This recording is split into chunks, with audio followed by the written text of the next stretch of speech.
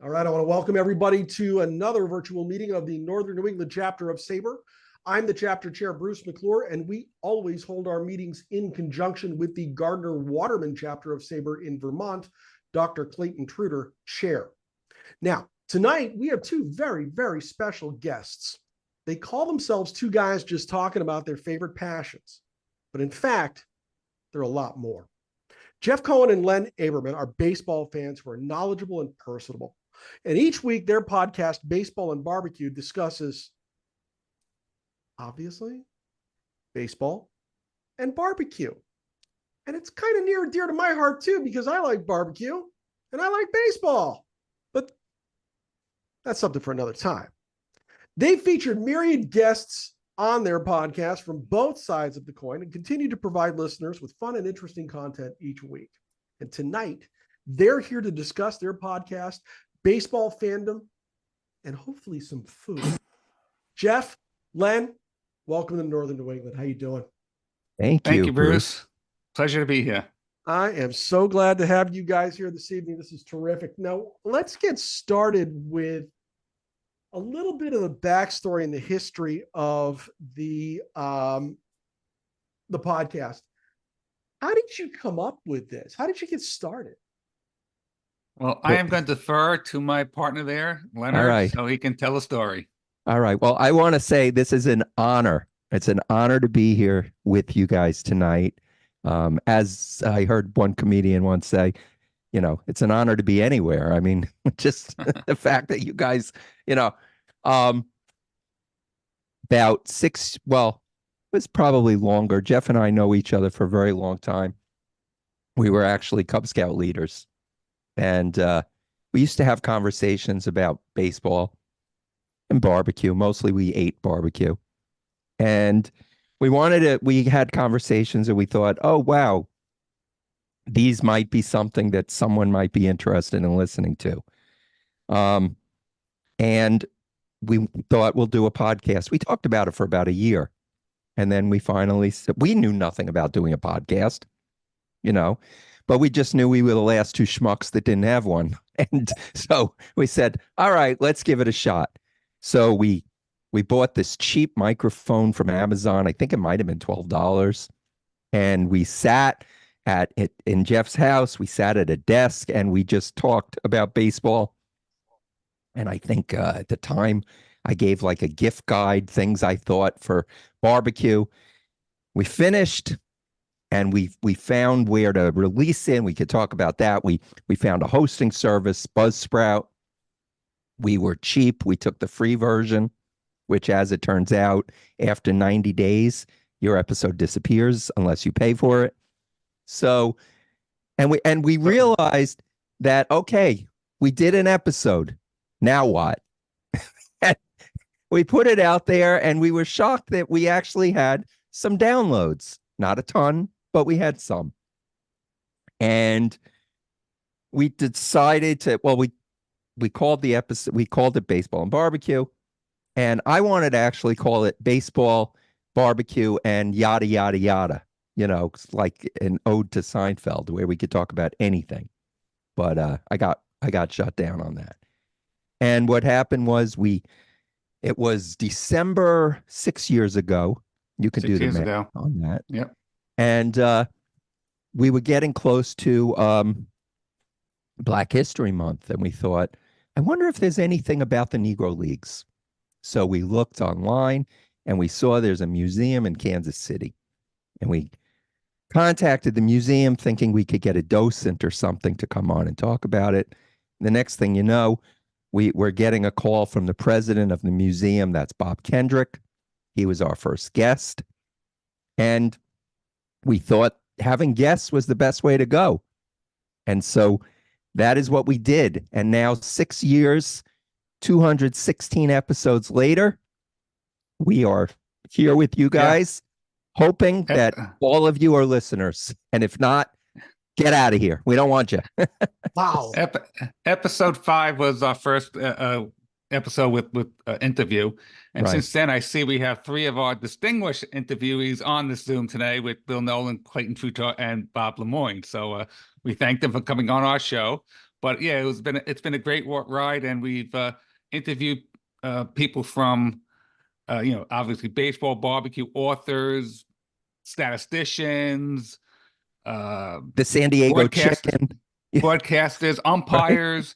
umpires. So yeah, it's been a great ride. We met a lot of people, and we're very fortunate. You Yeah. had Saber chapter leaders out there too on your podcast. Yes, we did. You were one of our best guests. Aha. One of our best. Yes. You know, Yes. The checks in the mail, Len. Huh? thank you. And one of the things we're very proud of with the podcast is that we've become a landing place and a promotional place for authors. And I've said this many times, and I'm sure the authors that Jeff pointed out just now, you guys do the heavy lifting, and all we have to do is just read your books. And we're thrilled that we now get approached. It used to be, Jeff would tell us about a new book. He would say, "Oh, I see so-and-so's got a new book coming out," and he'd get in touch with the publisher, ask for review copies, and then ask to get the interview. Now, publishers come to us, publicists come to us. Yeah. There's a group on Facebook, an author group on Facebook. We've had people come to us from that. So it's an honor that they're approaching us, that they want, that they say, "We've heard you with various authors. You did this with this author." We have authors that have been on numerous times. They've written numerous books, or even some of them say, "I just want to come on and talk about baseball. Can you guys have me on?" And like John Van Patella he's coming on. He's coming on next week, and we're going to talk about the Hall of Fame ballot, which will be released, a couple of weeks before the actual results. So we'll have our results, and we'll see how we do. Yeah. Which reminds me, I've got to get our ballot for the chapter going and get that out there. I'd like to see what everybody in our chapter thinks about that. You guys have 216, right? It will be Saturday, will be 216, yes. 216 episodes. So you've had myriad guests. And which ones stand out to you as like, wow, I got that person to guest our show, or that one was really cool, or whatever which ones stand out? Well, I'm going to take that one first, because one of our goals was to get a Hall of Famer on the show. And lo and behold, Jim Cott wrote a book, and Jim Cott came on the show, and it was just a thrill to have a Hall of Famer join us on our show, which was, Jim Cott obviously got in through the Veterans Committee, but he was a heck of a pitcher. Learned so much about him. He was also like Sandy Koufax. He could have been one of those bonus babies, but he decided to go through the minor leagues, and look what happened. He had a 25, 26 year career. That was a fascinating interview. Yeah, we try to do things a little different. So, for instance, we had Bill Chuck, who wrote a book with Bob Ryan, and it was there. Thank you, Jeff's there with the props. So he wrote that book. It's based on all his scorecards, and there's one game that Bob Ryan scored. It was Steve Traxel faced off against Pedro Martinez. So we had Bill Chuck, who wrote the book, Bob Ryan, who scored it, and Steve Traxel on the same episode, talking about that specific game. And that was something that was different. And that was because Steve Traxel beat Pedro Martinez that day. And we were able to get Steve Traxel because I happened to go to Mets fantasy camp, and he was one of the coaches, got in touch with him and things like that. So we were very fortunate to have that. I mean, that was, talking about one game that Traxel beat Pedro. I mean, that doesn't happen all the time. And he was very proud and just wanted to talk about that game. It was fantastic. And some of the other, we had two of the women from the All-American Girls Baseball League. Now, we're not talking about from the movie, although they were actually in the movie, but as bit parts. We had Maybelle Blair and Shirley Berkovich. They played in the league, and they were fantastic together. They were that you could tell that they just the love that they shared, and it was a beautiful thing. And a couple of weeks later, Shirley Berkovich passed away. Mhm. And we were told that we probably had the last interview that she ever did. But it was very special. We had Marjorie Adams, whose great-grandfather is Doc Adams. And unfortunately, Marjorie Adams passed away not long after the interview. She had lung cancer. We weren't aware of that. But the amazing thing is that it's just her great-grandfather. And he Right. wrote the rules. He created the shortstop position. Right. And First rules of baseball. Yeah. And Len goes into the connections we have made to get a person like Marjorie Adams on. We were on a Zoom with Bob Kendrick and Brian Lopinto was on there. It was about the Hinchcliffe Stadium.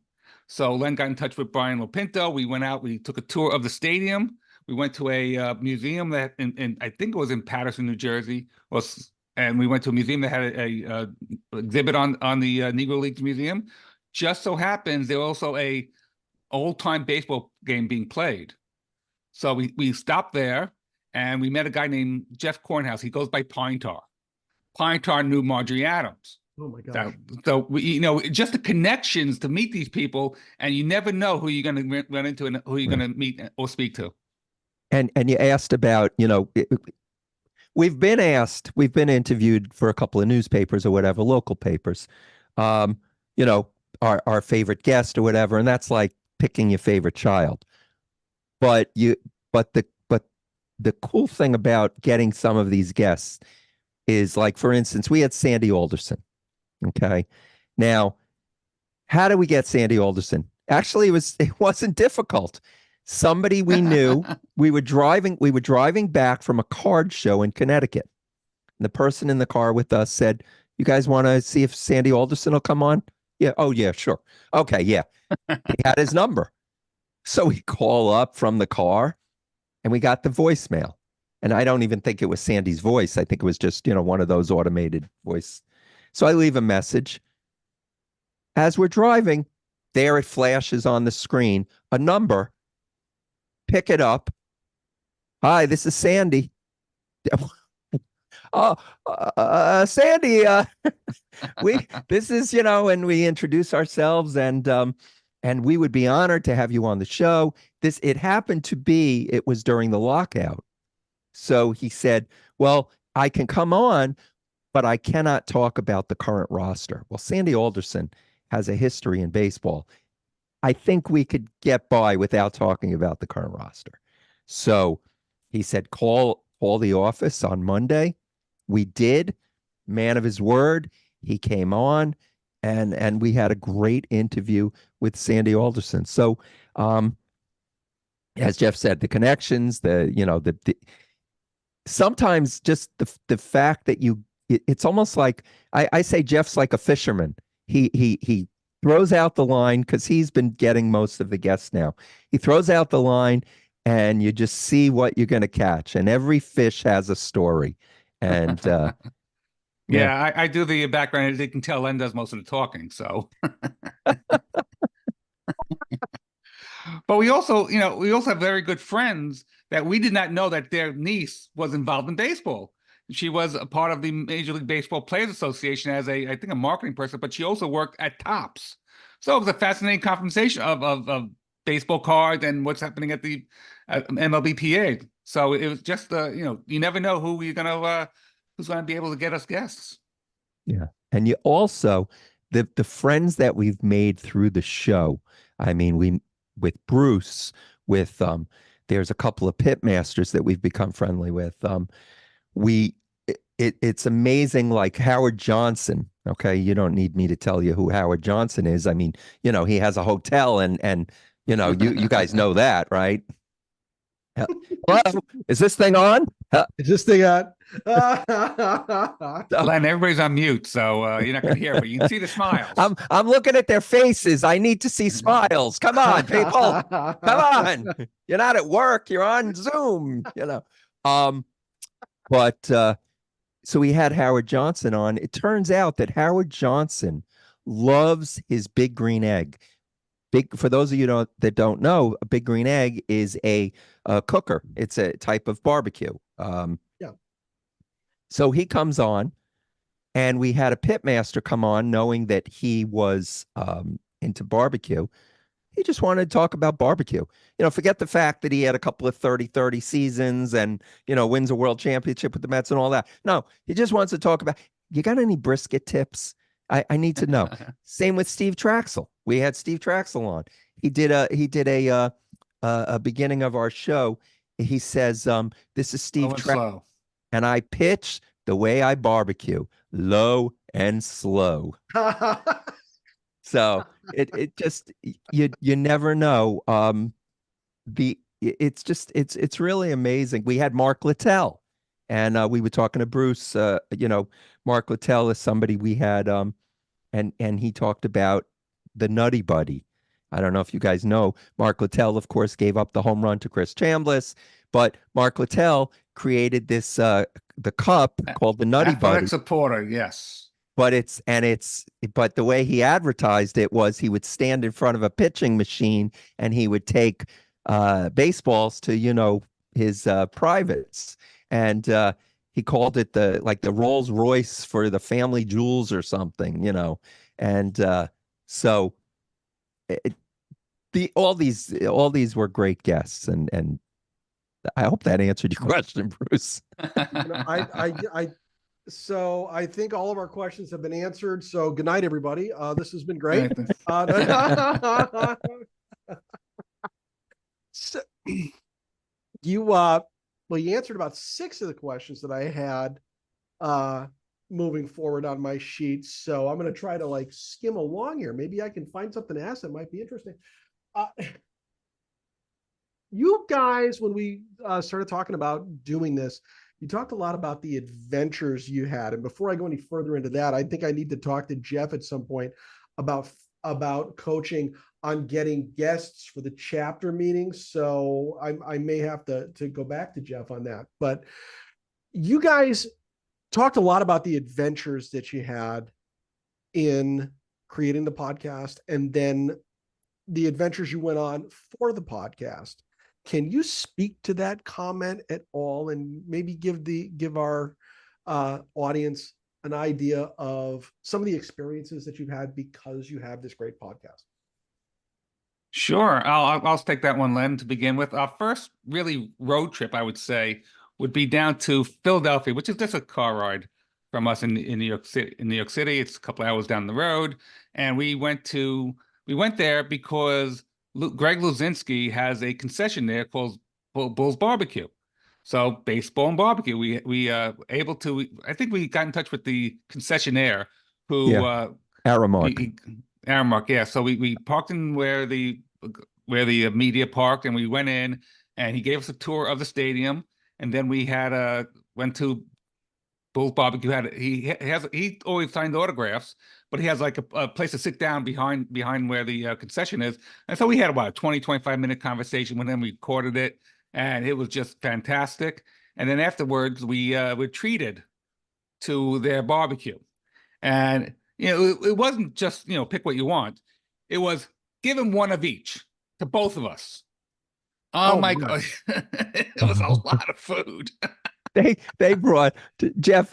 We have the interview with Greg Luzinski, and he makes the sauce, and he told us how he used to come home from games at, late at night, and he would sit there in the middle of, wherever he was. He'd have the barbecue going. It would be 2 a.m. after a game and the press and all, and he'd be barbecuing. He just loved it. And so he says to the pitmaster there, he says, just, give him the plates and stuff. Guy comes out with these plates of food, and we said, is this all for us? Are you eating with us? Oh, no, I eat this all the time. Jeff's like, how are we going to eat all this? So, let's skip the bread because it came to bread. So we finally, we're just stuffed, and we still had this big turkey leg, the smoked turkey legs that you get like at Disney and all that, right? So, and it's, first of all, the drive there It's a hot day, it's a hot day in the summer, and we still had the game to go. And Jeff's like, "Well, I guess we'll take this home with us." Like, it's a turkey leg. What? Where are we going to put it? Yeah, we're going to keep this all day. So we had to, so we like picked off of it. It was a waste, but it was quite amazing, and we recommend that. It was just Greg Luzinski walks around, he signs autographs, he talks about it. It was a great thing. Yeah. I think I need to hang around with you guys because You are more than welcome. the food aspect of the whole thing just sounds awesome. That's cool. I actually, my wife's in on the meeting tonight here. She bought me a couple of years ago a Weber Performer that I have fed the family on numerous occasions. I see Molly. Hi, Molly. Molly's in here somewhere. I see her. I have all the attachments and everything for it, and have grown to be able to feed people in the summer pretty well. I'll do it out in the winter when it's snowing. She'll tell you I've been out there grilling and enjoying it. There she is, just enjoying life and making good food. How about the turkey? Yeah, we did a Thanksgiving turkey. We spatchcocked a Thanksgiving turkey and did it on a Weber Performer. And you used the spatchcock. That is a popular barbecue term. I see all this meeting chat. I'm not used to this, and I don't think we're answering any of these. I'm sorry. I'm going to jump into a couple of these questions here. There's a lot of stuff going on. Clayton Truder has a question. Can you differentiate between the Mets fan base and the Yankees fan base, seeing as how you guys are in New York? Oh, the Yankee fan base is all snobby. They are highbrow. You want to be with the real people at Citi Field. That's for sure. I mean, look, some Yankee fan. Look, we know, and I know you all know Paul Semendinger is a great guy. You had him on doing a debate with Clayton Tudor a couple of weeks ago, which was fantastic. I actually saw Dr. Sem at Citi Field one day. He was just walking around. I saw back. He had a jersey on and said Dr. Sem on back. I said this can't be him, and it was a great meeting him at Citi Field. But yeah. I have a friend who's a big diehard Yankee fan and he just hates everything. They're so snobby. So that's the difference. Can I congratulate, I see Thomas Duclos. He finished his master's at the University of Alabama. Congratulations. I'm looking at I don't want to miss anyone. Ben, you're right. Buzzsprout is cheap. But let me just tell you what happened with Buzzsprout. Now, we're now on the Believe Network, which is great because so the whole thing with podcasting, if any of you are interested in starting one, or if you have one or whatever, I do, is you need a hosting service, right? So you need a place where your podcast is going to be, be held or whatever. I'm not technological. I'm not savvy with tech. Jeff is the tech guy. Okay. But you need like a hosting service. So if you get the free one, it holds it for 90 days. You have a certain time limit. And then at the end of 90 days, it disappears. And Jeff and that's why the first 36 episodes, you're not going to find anywhere. Right. Which is good though. It's okay because I say the first 200 are awful. So we just started getting good. I always say the guests are great. The hosts suck, but that's okay because you're listening for the guests anyway. So we go on Buzzsprout. We decide, okay, we're going to spend some money. So we get the initial membership or whatever. Okay. But the issue is then you have a time limit. So we would take the time limit and then we would find that so in the beginning, we would issue an episode once every 3 weeks, maybe. We'd be like, I guess it's time. Then we were doing it once every other week. That's why 6 years we're not at 300 something. We're at 216. And then we would find we were paying extra every month. And we had to figure out how much time do we have? Can we post this? Can we, this? So then we were paying extra. Then we got onto the Believe Network. and they they have all our shows on their network. So the only thing that we have to pay for is Zoom. So, which is a big savings because the hosting, like you said, Ben, it is cheap, but that's the initial plan.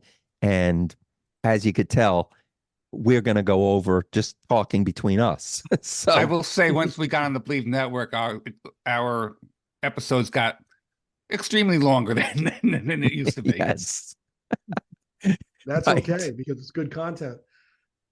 Yeah. I want to let Thank you. everybody know that you can unmute yourself and go down to the reactions button down on the bottom of the screen. If you click that, another button comes up that says raise hand.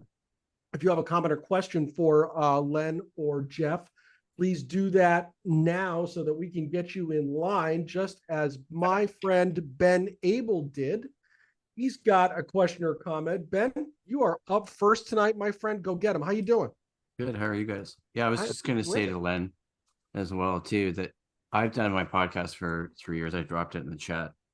That's my last episode with baseball related content because I live in Vancouver. So I've got on that episode is a guy who I met who is the Vancouver Canadians in-game announcer and runs his own website called C's Plus Baseball. But what I've done with podcasting too is I use the Buzzsprout option, but because I can build and understand how to build websites, I'm debating not hosting on Buzzsprout. I also use something called Restream.io, where I stream video live to my Facebook page for my podcast. Then Restream allows me to save the audio and video portion of a particular podcast that's streamed live to Facebook. And then I can turn around and use the sound portion when I do a Facebook Live and turn that into a podcast episode, if that makes sense. So that's just my kind of way I've learned how to podcast. Mhm. When anybody Yeah, we else did is- a lot. Yeah, we did a lot of trial by error Us as in well, the Jeff. beginning. Right. Yeah. Yeah. It's just one way to do it. Right. And then you can use the video portion and build a YouTube channel and, do all Well, kinds of we were content thinking marketing. about doing a video channel with video, and I do all the editing on audio, and it just Okay. I just didn't have the time or the patience I know, to it's a lot do of work. video A lot of work. editing. Yeah. No, I'm not really editing the videos when I post them to Facebook or take them out of Restream, and I'm not going to. I'm just going to post them to a YouTube channel so people could watch the old episodes of podcasting, right? But everybody's got a different way of doing it. yeah. Absolutely. Is there any do you pay anything for yours? I do, Len. Yeah, so I pay Buzzsprout the 12 a month USD, and I Okay. pay Restream for the year. And then I download the audio and video files out of Restream, and then I get emails every once in a while saying this particular episode is about to be deleted, kind of thing. So that's how I do it. I mean, I am paying some content. I'm not making money off the podcast yet. That's my next step. So Okay. Well, yeah, nobody gets rich off. Well, that's not true. Seth Rogen got rich off his podcast. I think but, you could make money off it if you could get Yeah. guests and sponsors. Yeah. But Yeah. No, I mean, there's there's an ad that we read on our show, but so yeah, but again, we haven't quit our day jobs yet. So well, nobody does. I don't have a lot of barbecue here where I live in Vancouver, BC. I do have some barbecue cookbooks, but I've always wondered what true barbecue is. That's another reason why I joined today too. oh, okay. Well, I see actually Thomas Duclos is also saying it was the barbecue talk that pulled you in. So, it's fun. I mean, whether you're joking or not, it's funny because we never know. We have, like we said, we have guests that are baseball, guests that are barbecue, guests that are both. We had a guest last night, actually, who's his name is Chris Marks. We haven't released the episode yet. His company is called Three Little Pigs. And he lives in Kansas City, and there's a big barbecue event in Kansas City called the American Royal. And he's won it 8 times. And he is, among barbecue people, he's considered to be like, one of the best. But he said, I was so excited to come on because I want to talk about baseball. So you never know. He talked about George Brett, and he talked about Bo Jackson, and just his. Actually, he's very good friends with Whitey Herzog's son, and it's just it's amazing that you never know what's going to draw the audience in, what's going to draw the guests, or what they're going to want to talk about. But as far as barbecue, what's real barbecue? That's an argument. That's a debate. In Texas, they love their brisket, and in Kansas City, they love their ribs. And even he was saying last night, it's not pulled pork; it's like cut up pork loin. And there are areas of the country that eat mutton. And if you remember Seinfeld, he didn't like mutton. He stuck it in his napkin.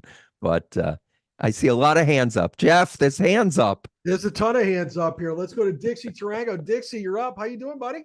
I'm doing fine. I'm glad Gus is there. He's doing great tonight. He actually likes barbecue. He can't eat it. There but he is. He does like it. So As one comfortable kitty. It sounds as if you guys should have Boog Powell on. Right. Yes. Right. That's we discussed going down to Baltimore to try to get Boog Powell. Yes. I have two questions. The first one is, if let's say you invite guests on who you think are going to be good, and then you have the podcast. Okay, can you name a guest or two that you thought would be good, and suddenly they were a 10 or a 12 on the scale? Bruce McClure, Clayton Truder, Bill Nolan. Yeah, they were all. Bob Lemoyne, yes. Yeah, exactly. Bob Lemoyne. Yes, all of them were, exceeded our expectations. And my other question, you guys started 6 years ago, so that's pre-COVID.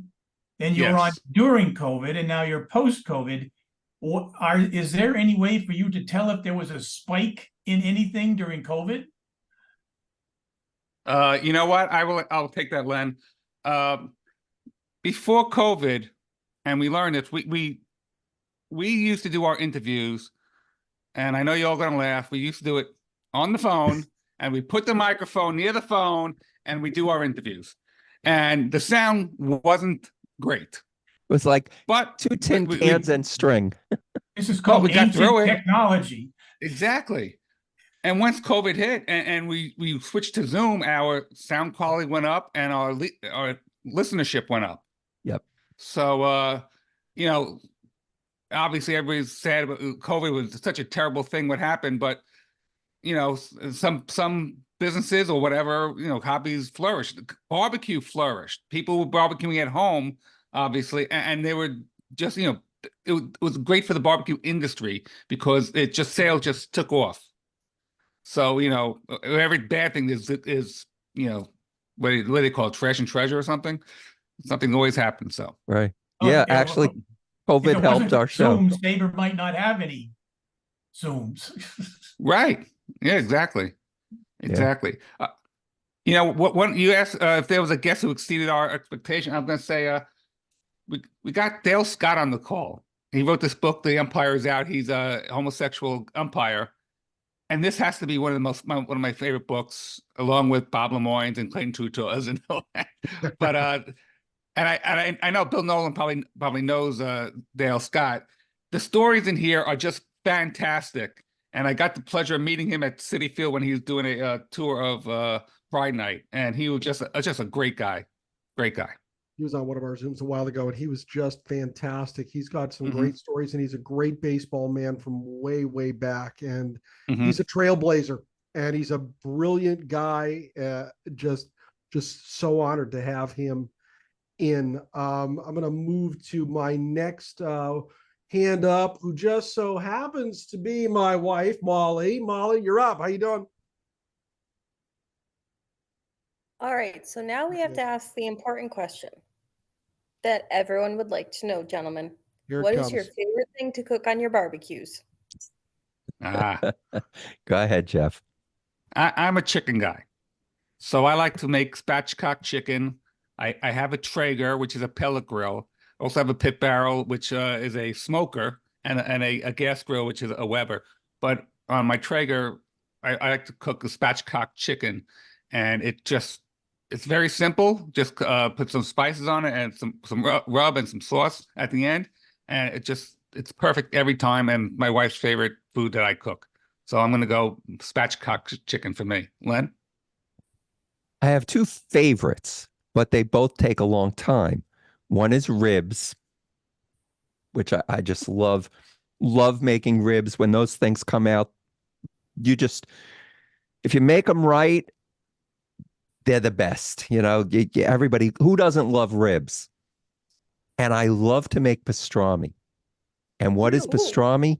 Pastrami is really a smoked corned beef, which is a cured brisket. So the trick, though, is instead of taking a brisket and then brining it to a corned beef and then smoking it to a pastrami, you buy a already made corned beef. You buy one of those, you put it in water, make sure you get the salt out, and then you smoke it. You got to put all the rubs and stuff on, and there's plenty of recipes online, but that's two of my favorite things. But the easiest and one of my favorite is I love to take chicken thighs, and I just take whatever rub we happen to be lucky because we get a lot of rubs and sauces sent to us. So there's never a lack of, when get another box, my wife goes, another box. What's going on here? I always joke that we should have called the podcast Baseball BBQ and high-end jewelry or cars or something, because we get, one of the perks is that we do get some freebies, and so maybe we'd have somebody on and send us some diamonds or something. But so I take the rub, put it on the chicken thigh, skin side down, crisp it up, then, finish the thighs. Thighs are very forgiving. You don't really have to worry about drying out a chicken thigh. And then put a little sauce on if you like sauce at the end. Very simple. So that's for quick. That's one of my favorite things is chicken thighs. But the two are ribs and the pastrami. And how long do you let your ribs go, Len?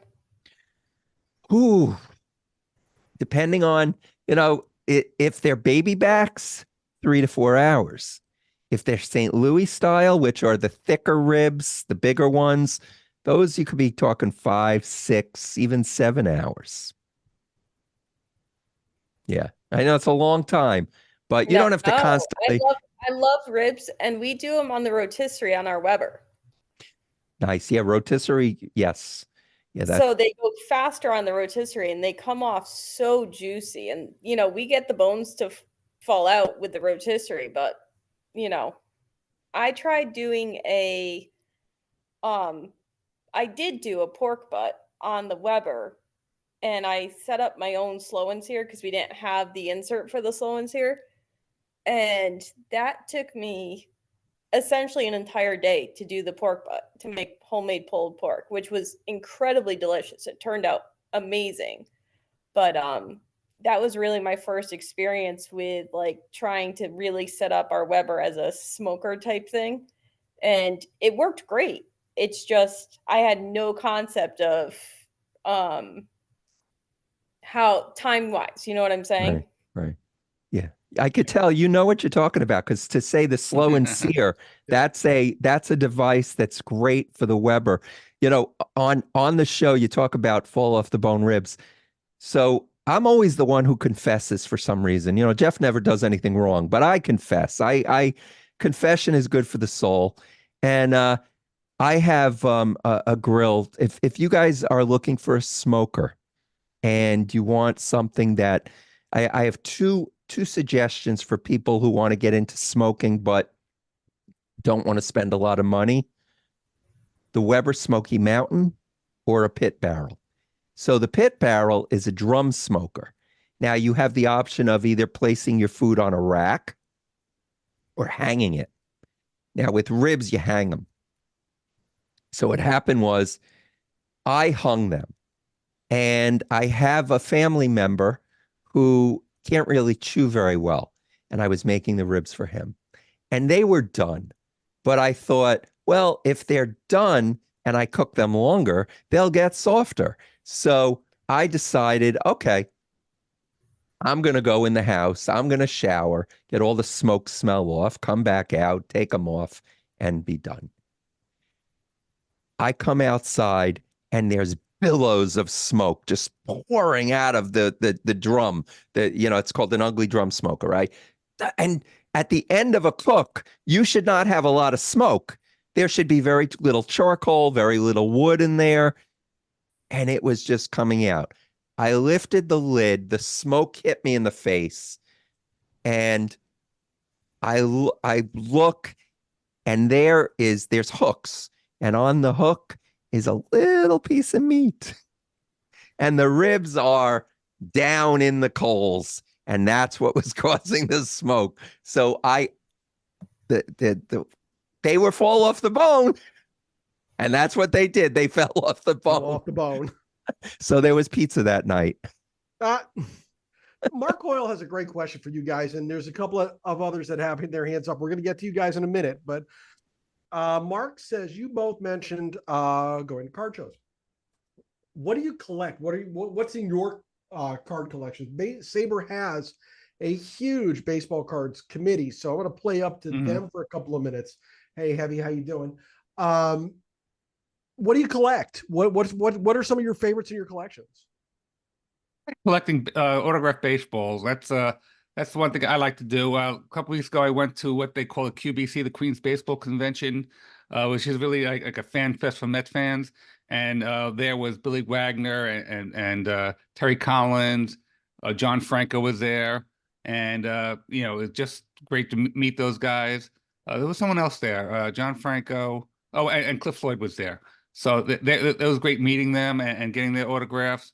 So I like getting autographed baseballs. But I was just saying, I had a chance to go last week to a card show in Hofstra University, which is not far from me, and I wanted to get Felix Mian. I always liked Felix Mian, and it was $19 to get into $15 to get in the card show. It's $19 for an autograph with him. And then if you want to take a picture with him, that's another $15. So I said, you know what? They're pricing me out. This is just ridiculous. I mean, some of those prices, and look, I know Len's going to make fun of me, but the highest price one, if you ever want to get Mariano Rivera, forget it, because that is just, he charges ridiculous amount of money just to get an autograph ball, which, I would never pay. But there's people out there who do. I guess he gets it, but it's just ridiculous. I mean, especially the older players. They didn't make their millions of dollars when they were playing.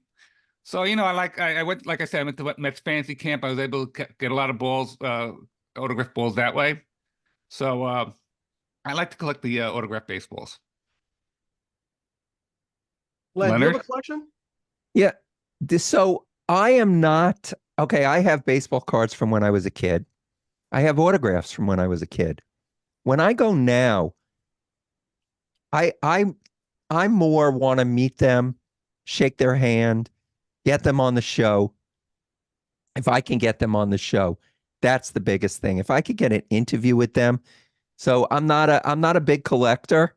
I have the funny thing is I have a Mariano signed baseball because the company that I work for, one of the companies we work with, has a day at Yankee Stadium, and Mariano was there, and Tino Martinez and Paul Olden, the PA announcer, were there, and so we got autographs. But my big thing for that day was the fact that I got Paul Olden to be on the show.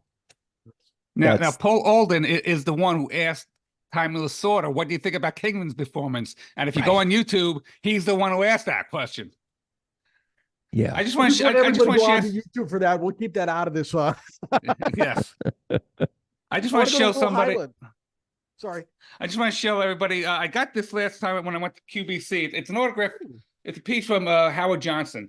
And what's interesting about this is it's autographed. And I asked the guy, how do I know it's a genuine autograph? He goes, well, it has a certificate of authenticity. Oh, okay. I mean, I can make a certificate of authenticity, you know. Happen to have Howard Johnson's phone number in my phone. I texted it to him. I took a picture. I said, did you autograph this? And he said, yes. I said, great. Now I know it's authentic. Nothing. That's- Rank has its privileges, guys. Rank has That's its that's one of the the show, you know, meeting people, making friends, the things we get to do sometimes, and we don't take these for granted. We're extremely lucky.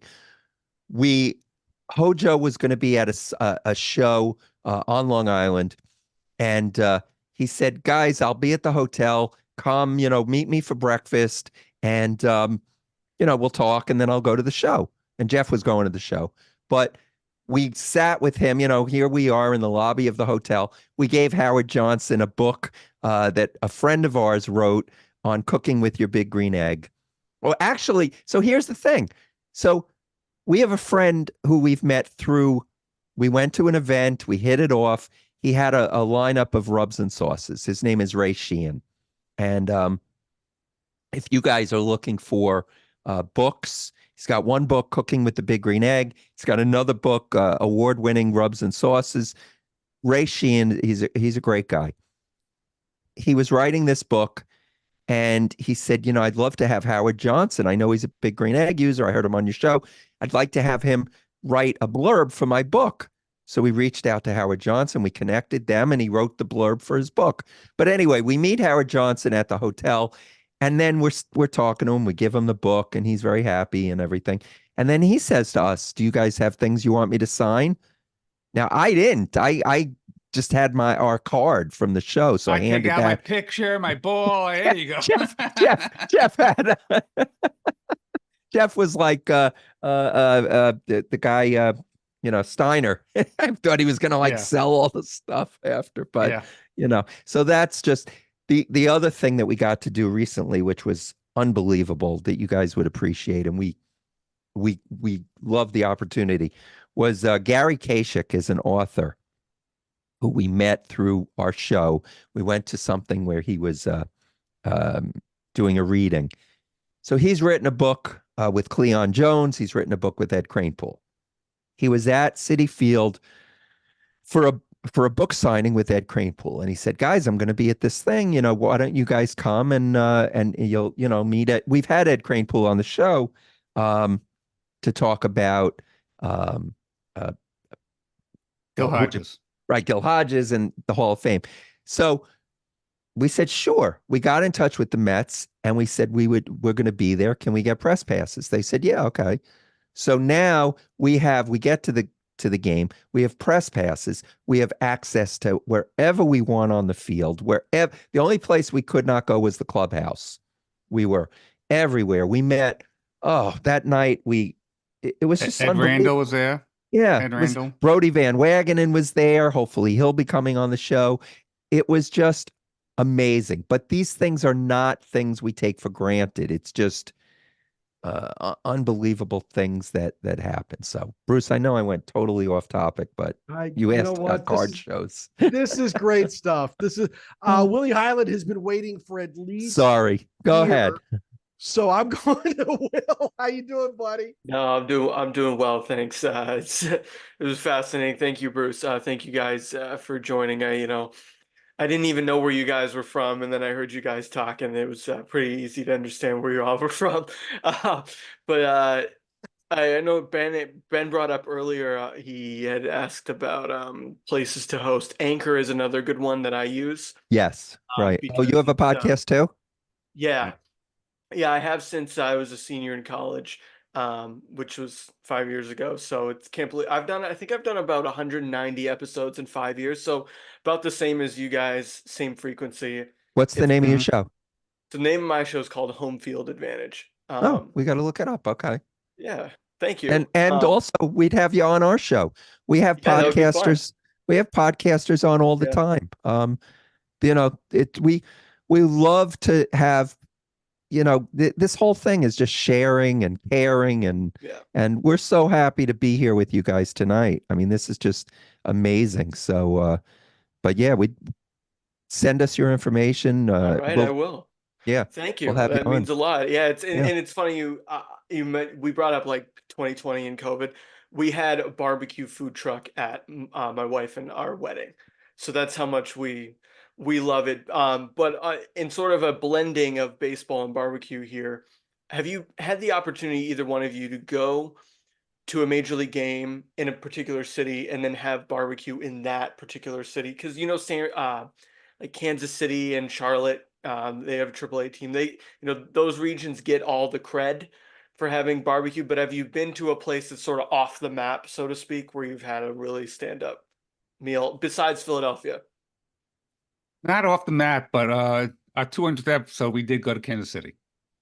It was our Jeff, tell about that. You got to tell about that trip. That was, So we able to go to Kansas City, and we get off the plane in the new airport, and that's all you smell is the smoke from barbecue. You have Meet Mitch barbecue is in there. The American Royal restaurant is in there.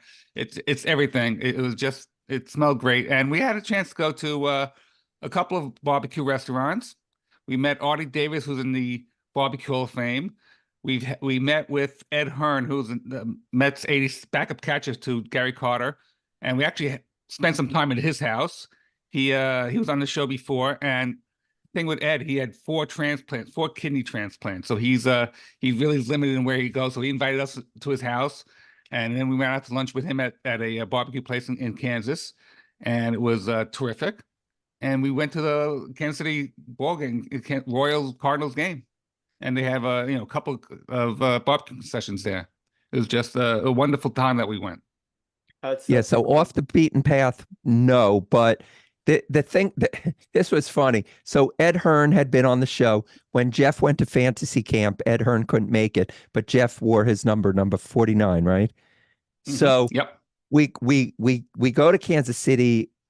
We know we want to meet Bob Kendrick. We want to meet Ed Hearn. Ed Hearn says, I'm not feeling well. He's on all these medicines. So we drive to his house. We took an Uber to his house, and just the nicest man. We're sitting there. We meet his dog. He's showing us. Actually, we're trying on his World Championship, 1986 World Series ring. Taking all these pictures and meeting his wife, who's from Long Island, actually, and then Artie Davis. I don't know if you guys know, but there is a Barbecue Hall of Fame. It's not a physical structure, but there is a Barbecue Hall of Fame. Artie Davis has been on the show, and we're going to meet him. So we think Ed is, we're ending the time with Ed. And then Ed says, where are you guys going? And we're on with Artie, and Artie says, we'll go to this place. And Ed says, oh, they have an outdoor area. I could go with you. So now we're going to a barbecue place with Ed Hearn, Artie Davis. I mean, you can't make this up. It was just unbelievable. And Artie Davis has a cookbook. He asked us to sign it, which was very cool. And we're standing in line to get the food, and Artie's telling what to order, and Jeff and Ed Hearn are sitting down, and we made this. So now Ed Hearn and Artie Davis are getting friendly. So there's a thing for the American Royal, because that's where they have the induction for the Hall of Fame. So there's a special event, like a reception. They invited us, but we couldn't go to it. But he invites Ed Hearn, and Ed Hearn is now, who actually said to us in the car on the way there, I don't know if this surprises you, but I don't have a lot of people to the house, with all his medical things, and he doesn't, have a ton of friends. And now we made this friendship between Artie Davis and Ed Hearn. So it was beautiful. That was probably one of the most special things about that trip. It's incredible. And was Ed Hearn the one involved in the David Cohn trade? Yes, he was. Okay. My Yes, he baseball was. history of the 70s and 80s, as you can imagine, is not exactly on point. Yeah. We've They had don't teach backup, that at had a Colby lot of Center. backup catchers from the Mets on the show. We've had Todd Pratt, Barry Lyons, Ed Hearn, Mackie Sasser, And their new bench coach, John Oh, Gibbons. yeah, Bob Gibbons. That's right. We had Gibby. John Gibbons. Gibbons. Sorry, not Bob Gibbons. John Gibbons. Yeah, we had Gibby. The thing is, when these guys write books, like John Gibbons wrote a book. Pot wrote a book. Bobby Valentine. We've had Bobby Valentine on twice. He wrote a book. So a lot of them come on. We just had on it's coming out Saturday. Kenny Albert. Son of Marv. If you guys know who Marv Albert is. So Oh yeah. he wrote a book called A Mic for All Seasons. So we had him on. So when these guys come on, sometimes they're more willing to come on the show if they've written a book. So anyway. Let's go to Thomas Duclos. Tom, how you doing? Hey, I'm doing all right. Bruce, thanks a lot. This has really been a great show. And Len and Jeff, thank you very much for your time this evening. Thank you. As you You're can tell, my slant will be a little bit more academic just due to the outcome of my thought processes finishing school here. But can you speak kind of at a high level to the effort that it takes to put together the annual next year? Or do you do it by quarter, or do you do it by 6 months? And then, how do you pay attention to the breakout of baseball and barbecue? Because I would be overweight and focused on barbecue all the time and not so much on baseball. It'd be slim pickings. But I can appreciate that you have to put some sort of thought process into it. And I'd love to hear that, due to the fact that you probably have a couple other bloggers out here who might be interested in your thought process as well. Well, we do schedule. We record, I don't know, 2-3 times maybe a week. I mean, we do have what we call a in the can. We have several in the can right now, which we're going to have to release, and we release once a week. So we have, I don't know, a dozen interviews in the can, and we'll release one barbecue and one baseball interview, and we'll break it up. If it's like a famous barbecue person, like a Stephen Reichlin, who has many TV shows out there, he might go first. But if it's a baseball guy or someone who people know, we'll put that person first. And we also, so always recording. We're always on the lookout for more interviews. And we have a couple more in December. We have already some in January all picked out. So it's a revolving. I wouldn't say we do it by quarter or 6 months. We do it really by month by month. So I'll jump in on that too. So it's definitely, we do have in the can. Sometimes we'll have more barbecue in the can than baseball. And Jeff will say, oh, we don't have, a baseball guest. And sometimes it's the other way. We know that since we joined the Believe Network, and actually before that, but we come out every week. We know that there'll be certain events like, well, the 6-year anniversary actually came upon us. We almost didn't realize it was 6 years, but our 200th episode was planned out. We're not as Jeff is definitely, when it comes to planning and when it comes to the whole just being organized, I always say, if it wasn't for Jeff, I don't even know if this one episode would have been it. It would have died. So Jeff is the organized one, but even he doesn't plan. We do plan the interviews in advance, but not quarterly. We know that every week we're going to do pretty much 2 interviews, unless sometimes we get one person who hits both topics, then we may just put one on. When we have authors, we try very hard. And since we have authors that we've had on this show, you should know this. When we have an author on, we know how important it is for you to promote your book and to get it out there. So if we have an author, we'll kind of put them as close to the front of the line as we can, because we really want to get them, we don't want 6 months later to have an author come out. We try very hard to get the authors out. And we also go ahead, Jeff. We'll put the authors up more toward the list. I mean, we have Kelly Smith, who was a Mets backup catcher on there, and Elizabeth Mason, who was a softball player. But we also know that Dale Perlman wrote a book and Jonathan Mayo wrote a book, and we know they need to get to promote those books. So we'll probably put them more to the top, and then move them back, Kelly Smith back down or something. Yeah. And we'll do planning like we just released was it 2 weeks ago or a week ago, our holiday gift guide. We knew that was coming up, but it's not as planned as some people might think, but it's not as unplanned as some people might think too. Of course, we put Bob Lemoyne to the end. He was an interesting book or whatever. Oh, No, I'm only kidding. It was a great book. And I We only- loved it. We Fired. loved it. I was I just pulled that glad to out. be there.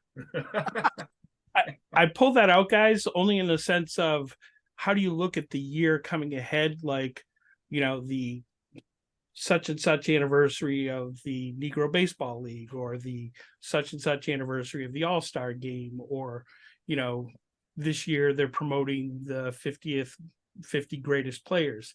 So I didn't know if Major League Baseball's annual publication of events forthcoming were things that you pick from in order to kind of start to piece together some topical ideas of things that you'd like to cover. That was One my thing thing. one thing we might do is they're going to be playing a ball game at Rick Field in Alabama, where Willie Mays played for the Birmingham Black Barons. So they have that game this year. We might do something around that. We just got to find out when the game is and try to get Bob Kendrick back on to talk about that. Yeah. And also Hinchliff Stadium we spoke about already. And if there's anything with that, we might do that. I know they were trying to get Major League Baseball to do a game there. Although who plays there now? The Jackals, I think. Jackals. Yeah, New Jersey New Jackals. Jersey Jackals, right. But anyway, so yeah, I guess that's I hope that answered your question, but did it? I know Bob Lemoyne simply believes in the line, "I'm just happy to be here. Hope I can help the ball club." Let's move to Joe Ross, who has been waiting patiently now since I think somewhere around the Kennedy administration. Joe, you're up, my friend. How you doing? Okay, I think it was the Eisenhower administration. I think you're but that's right, a different yeah. little story. Hi, I Joe. found out now that I'm really way too old. I used to love baseball. I don't like baseball anymore because I was a good hitter. And that was 20 years before they invented the designated hitter.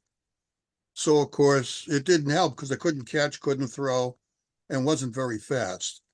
But I could hit. The other thing, I was very fortunate when I was in high school to play with a future major leaguer that you won't know him necessarily, but you'll know his uncle. The kid I played with was a kid by the name of Mike Hegan. Jim Hegan was his uncle. Okay. And when we were playing Sandlot, which is where I knew him, he always said, and this is obviously as a 15-year-old, "I'm going to be a major leaguer." And he was. So that was my baseball's history. Barbecue was my other love before I gave up on that too, because as I got way old, which I am, I moved to a condo. They don't allow it. So I lose out on all of it. But that's the only thing. The other thing I'm going to leave you with, because I think this is one of those really nice notes to remember. Shohei just signed a contract for $100 billion and said he's only going to take $2 million a year. And of course, because I was a math major in college, I immediately figured out that if he stood with that payout, he'd be 360 years old when he got his last payment. Yeah, well, nobody needs to throw him a fundraiser, that's for sure. And of course, that doesn't count what he's going to make on the sideline stuff, which will pay him Of more. course. Of course, but let me ask you this: if Steve Cohen, who owns the Mets, or George Steinbrenner, not George Steinbrenner, Hal Steinbrenner, who owns the Yankees, if they pull that, there'll be outrage. Of course, of But the course. Dodgers, that's okay. But they said it, but Shohei said it was his idea to take it that way. Yeah, Now, obviously, he's not going to stop at $2 million a year after the 10 years, Sure. but they'll be paying forever. Mhm. And if that's what they want to do, then good for them.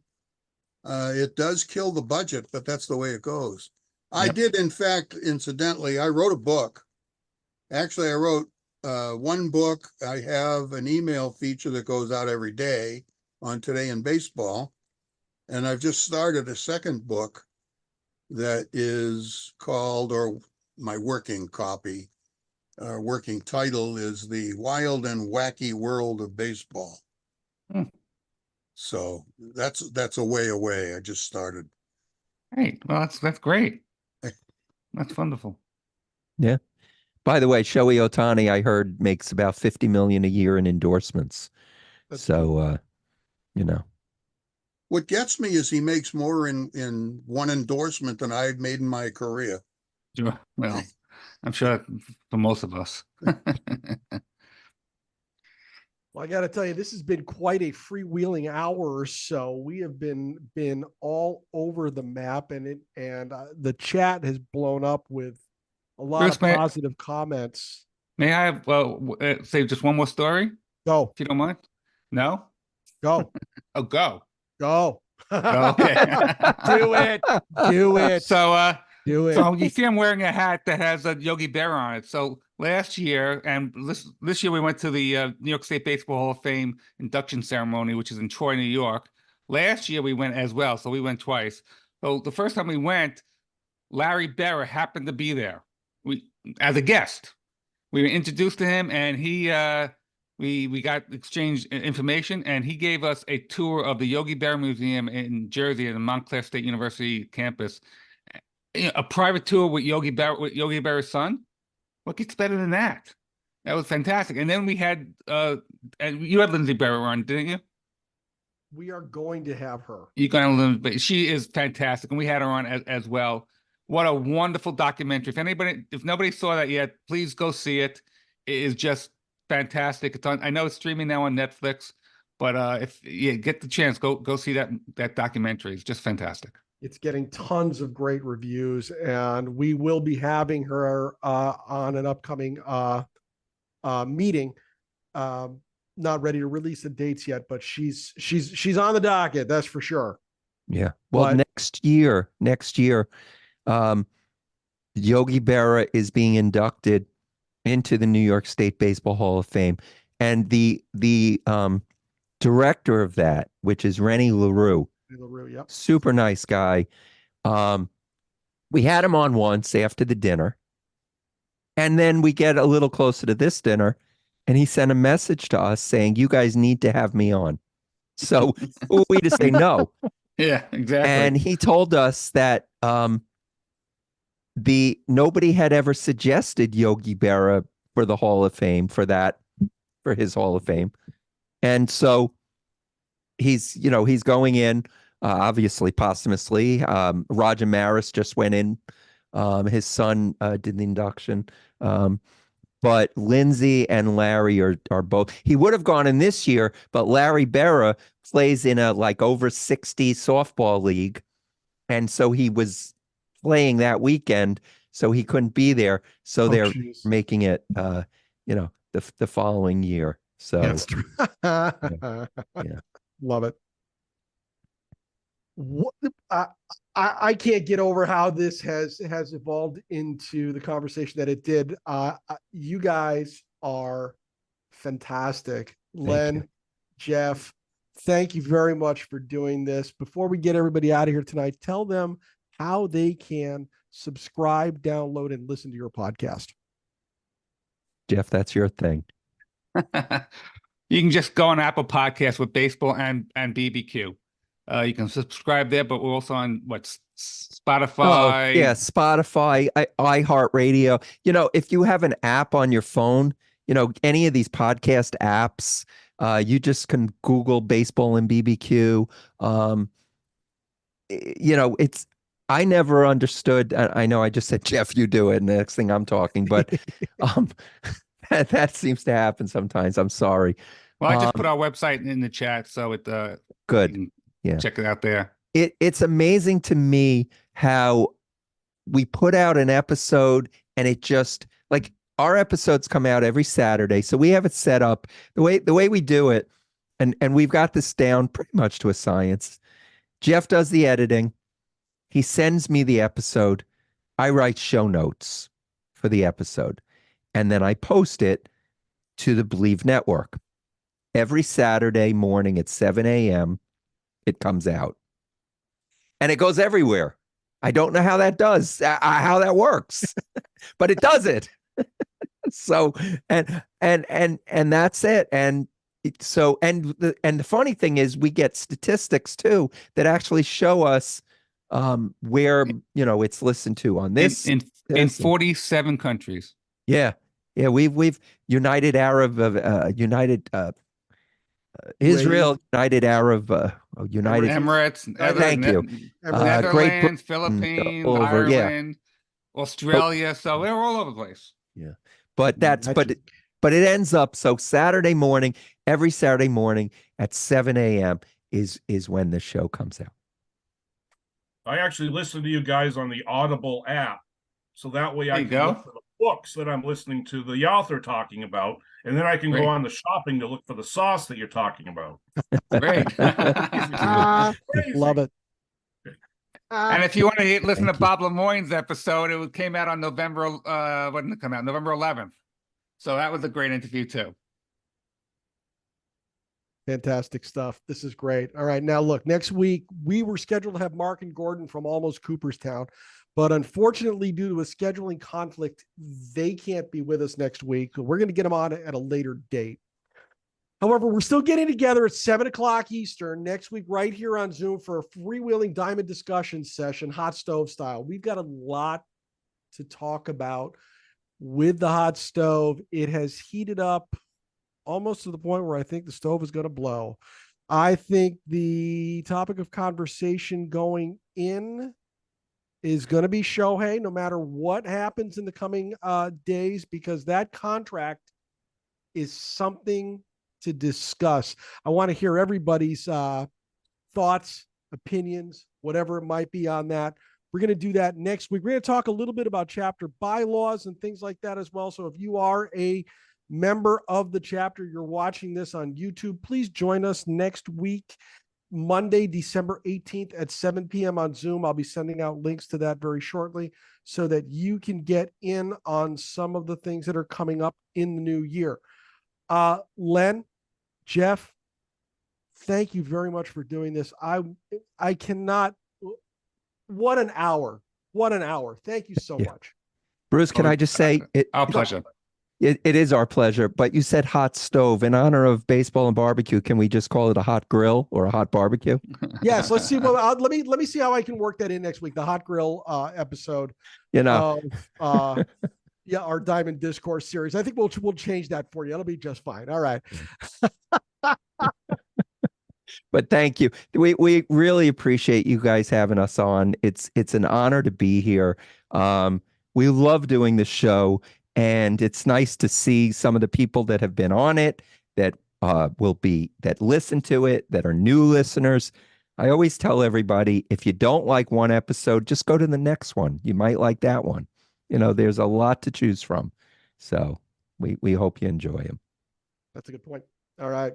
Let's get everybody out of here. I hope everybody's had a good time tonight. Don't forget, next Monday night, 7 o'clock, Diamond Discourse, right here on Zoom. Len, Jeff, thanks a lot. Everybody have a good night. We'll see you next week. Thank you. All right. Thank you. Bye-bye.